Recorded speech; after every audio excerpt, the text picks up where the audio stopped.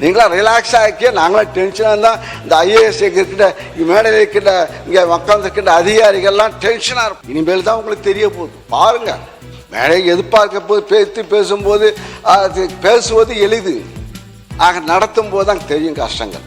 பாருங்க, இன்னும் கொஞ்சம் 3 மாதம் தான் ஆயிருக்கு. நேரு பெரிய விவசாயி, மாடெல்லாம் வளர்க்குறாரு. மாடு கிட்டத்தட்ட 1000 மாடு வளர்க்குறாரு. விவசாயம் 1000 ஏக்கர், வாழை, தென்னை மரம், இப்போ எல்லாம் நெல்.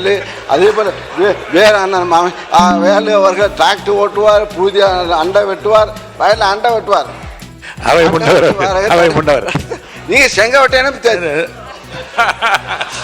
மாண்பு பேரவைத் தலைவர் அவர்களே, மாண்பு உறுப்பினர் அவர்களை சிக்கலுக்கு விட்டு விடக்கூடாது. ஏனென்றால் சீலிங் இருக்கிறது, அதில் மாட்டி விடுவாங்க.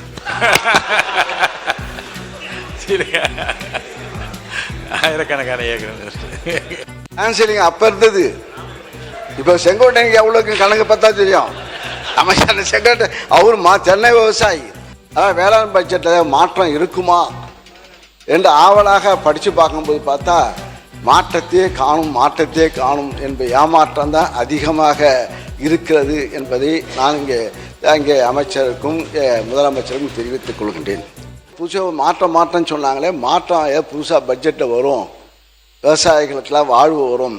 இன்னும் சொல்ல போனால் முதலமைச்சர் வேற சொல்லுகிறார். நாங்கள் தஞ்சையில் பேசியிருக்கார் தேர்தலுக்கு முன்பாக.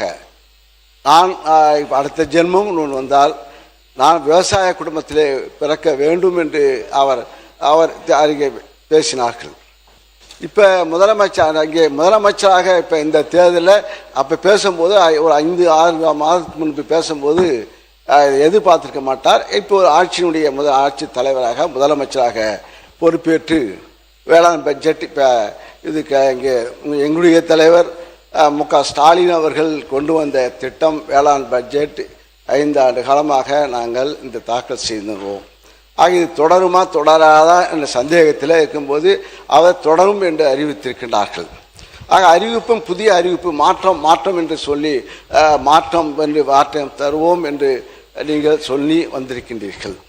ஆனால் வேளாண் பட்ஜெட்டில் மாற்றம் இருக்குமா என்று ஆவலாக படித்து பார்க்கும்போது பார்த்தா மாற்றத்தையே காணும் என்ப ஏமாற்றம் தான் அதிகமாக இருக்கிறது என்பதை நான் இங்கே அமைச்சருக்கும் முதலமைச்சருக்கும் தெரிவித்துக் கொள்கின்றேன்.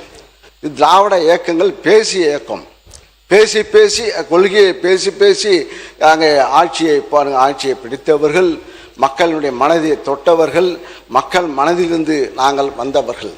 அத்தகைய உணர்வுள்ளவர்கள் இங்கே திராவிட இயக்கத்தை சார்ந்த நாங்களாம் தான். சரி, அதிமுக இப்போ இங்கே நாங்கள் முறை சொல்லி இன்னும் சொல்ல போனால் காலையில் இங்கே நாங்களாம் அமைச்சராக இருக்கும்போது இப்பயும் சரி, கலைஞராக இருக்கும்போது சரி, மு.க. ஸ்டாலின் இருந்தப்போ எங்களுக்கெல்லாம் மந்திரிக்கெல்லாம் ஒரு பதப்பதப்பு இருக்கும்.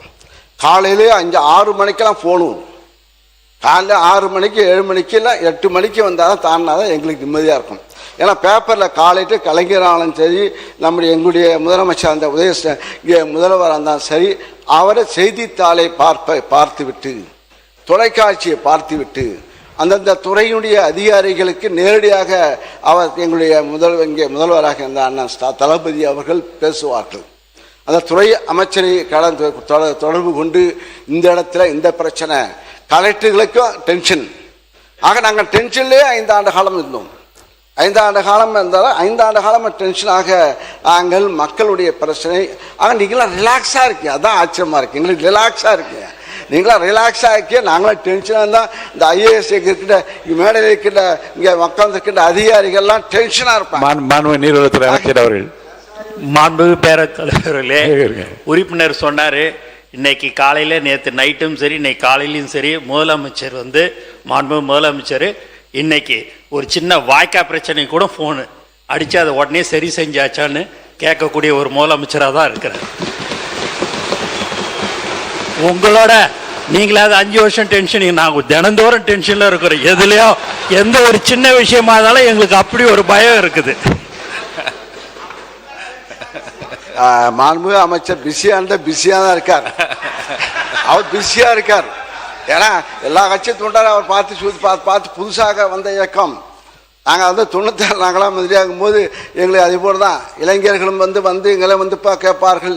இனிமேல் தான் உங்களுக்கு தெரிய போகுது. பாருங்க, மேடை எதிர்பார்க்க போது பேசும்போது பேசுவது எளிது, ஆக நடத்தும் போது தான் தெரியும் கஷ்டங்கள். பாருங்க, இன்னும் கொஞ்சம் 3 மாசம்தான் ஆயிருக்கு. இப்போ பாருங்க, விவசாயிகள் போராட்டம் இல்லாமலே 5 ஆண்டு காலம் வாழ்ந்தார்கள். அதை பாராட்டணும். 5 ஆண்டு காலம் தமிழகத்திலே விவசாயிகள் போராட்டம். நான் முதலாக தஞ்சையில் போய் விவசாய கருத்து கேட்பு கூட்டத்தை நடத்தும் போது எப்படி வெடித்தது, அதை தாங்கி ஒன்னொன்னாக இன்னும் சொல்ல போனால் இங்கே இருக்கின்ற அமைச்சர் பெருமக்கள், நேரு பெரிய விவசாயி, மாடெல்லாம் வளர்க்குறாரு, மாடு கிட்டத்தட்ட 1000 மாடு வளர்க்குறாரு, விவசாயம் 1000 ஏக்கர், வாழை தென்னை மரம், இப்போ எல்லாம் நெல். அதே போல் வேலு அவர்கள் டிராக்டர் ஓட்டுவார், பூதி அண்டை வெட்டுவார், வயலில் அண்டை வெட்டுவார். நீங்க செங்கோட்டையனு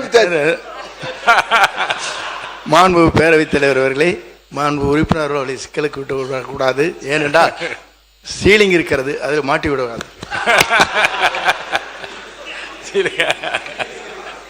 ஆயிரக்கணக்கான ஏக்கர் ஆன்சரிங் அப்ப இருந்தது. இப்போ செங்கோட்டையனுக்கு எவ்வளோக்கு கணக்கு பார்த்தா தெரியும். அமைச்சர் செங்கோட்டை அவர் சென்னை விவசாயி. அவங்க போன சட்டத்துறை அமைச்சர் அவர்கள், பேரவைத் தலைவர் அவர்களே, மாண்புமிகு உறுப்பினர் வந்து போற போக்கில் அப்படியே நகைச்சுவையோட சிரிச்சுக்கிட்டே வந்து போராட்டங்கள் இல்லாத ஒரு ஆட்சின்னு சொன்னாரு. போன ஆட்சியில விவசாயிகள் போராட்டம் பண்ணி அவங்க மேல குண்டாஸ் போட்ட அரசு போன அரசு. எத்தனை பேர் குண்டாஸ் போட்டு அவங்க எவ்வளவு கஷ்டப்பட்டாங்கன்னு தெரியும். விவசாயிகள் போராட்டம் கடுமையாக அடக்கப்பட்டது, எல்லா இடத்துலையும் அடக்கப்பட்டது. அவ்வளவு வழக்குகள் இன்னும் நிலுவையில் இருக்குது. அவ்வளவு பேர் நிலுவையில் உள்ள வழக்குகளை வாபஸ் பெற சொல்லி போன வாரம் தான் விவசாயிகள் சார்பாக பெரிய கோரிக்கையும் வைக்கப்பட்டது. ஸோ அதை வந்து இங்கே குறிப்பிட விரும்புகிறேன். நன்றி. மாண்பு உறுப்பினர் நீங்க பேசலாம். மாண்புமிகு பேரவைத் தலைவர்களே, அவர் எந்த போராட்டம்னு தெரியாமல் பேசுறாரு. அது திருவண்ணாமலை சிப்காட்டில் எடுக்கும்போது நடந்த போராட்டம், அதை பற்றி அவர் பேசுகிறார். விவசாயிக்கு வந்து நெல் விலையை உயர்த்தி, அந்த வயலை உயர்த்தி, இது வரை கேட்கவே இல்லை. வறட்சி, திடீர்னு மழை பெய்யும். எங்கள் ஆட்சியில் திடீர்னு, உங்கள் ஆட்சியில் மழையே பெய்யல. எங்கள் ஆட்சியில் திடீர்னு மழை பெய்யும். திடீர்னு மழை பெய்ஞ்சு திடீர்னு விவசாயம்லாம் பாதிக்கப்பட்டு உடனே முதலமைச்சர், எங்கள் அன்றைய முதலமைச்சர் அங்கே போய் பார்த்து, நாங்கள் ஓடி போய் மழை பெஞ்சால் நாங்கள் போய் ரோட்டில் நானும் சக்கரை பண்ணி நிற்கணும். ஆக போய் எங்கள் தஞ்சை டெல்டா போய் தான் நிற்போம். ஆக இருந்து இப்போ மக்கள் விவசாயிகள் போராட்டத்தில் உட்காரல. பச்சை துண்டுடைய அதிகம் எங்களுடைய ஆட்சி தான் பச்சை துண்டு அதிகமாக வளர்ந்தது. விவசாயிகள் சங்கம் நிமிர்ந்து நடந்தார்கள். ஆனால் இப்போ வந்து விவசாயிகள் ஆட்சி பொறுப்பேற்ற நீங்கள் சொன்னிதான். ஏன்னா முதலமைச்சர் சொன்னார்ல, நாங்கள் ஆட்சிக்கு வந்தால் நான் விவசாய பிள்ளையாக பிறப்பேன்னு சொன்னார்ல, அது மக்கள் மனசில் இருந்துருக்கு. அதனால தான் மாற்றத்தை ஏற்பட்டு, சரி இவங்க தான் கொடுத்தாங்க, எடப்பாடி தான் கொடுத்தாரு, இந்த ஆட்சி வந்து ஒரு புது ஆட்சி வந்தால் எதாவது அள்ளி கொடுப்பாங்கன்னு பார்த்தா இப்போ கிள்ளி கொடுத்துருக்கார் நெல். நாங்கள் 2550 ரூபா கொடுத்தோம் நெல்லுக்கு விலை, இப்போ 2750 ரூபா கொடுத்தாங்க, 200 ரூபா ஏற்றி கொடுத்துருக்காங்க. நீங்கள் சொல்கிறோம். மாண்பு பேரவைத் தலைவர் அவர்களே, மாண்பு முன்னாள் அமைச்சர் அவர்கள் பேசுகிற போது சொன்னார்கள், இதுவரையிலும் சரித்திர வரலாற்றில் டன்னுக்கு 4000 ரூபாய் கொடுத்த சரித்திரம் முதலிலே தமிழ்நாட்டில் நடைபெற்றிருக்கிறது என்பதை நீங்கள் உணர்ந்திருக்க வேண்டும். அது முதலமைச்சர் போது அறிவித்திருக்கிறார். நெல் விலையும் அதே நேரத்தில் உயர்த்தியிருக்கிறார். உங்களை காட்டிலும் 2 மடங்கு உயர்த்தியிருக்கிறார்கள். ஆகவே ஒரு வரலாற்றை இன்றைக்கு தமிழ்நாட்டில் படைத்திருக்கிற ஒரு முதலமைச்சராக, விவசாயியை வாழ வைக்கிற முதலமைச்சராக இன்று இருக்கிறார் என்பதை நாடு அறிந்து கொண்டிருக்கிறது. உங்களுக்கு தெரியவில்லை என்பதுதான் வேதனையாக இருக்கிறது.